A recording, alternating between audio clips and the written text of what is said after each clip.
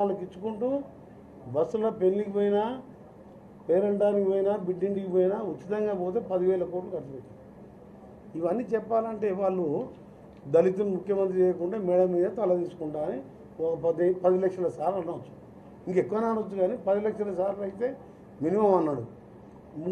ఇంకోటి దళితులకు 3 ఎకరాలు ఎట్లా చెప్పిండంటే, నేను అప్పుడు ఎమ్మెల్యే ఉంటుంది అసెంబ్లీలో, 3 ఎకరాలు కరెంటు బోరు అంతా నాదే, ఒకటి ఉంటే 2 యాడ్ చేస్తా, 2 ఉంటే 1 యాడ్ చేస్తా, 2.5 ఉంటే ఇంకో ½ ఎకరం యాడ్ చేస్తా.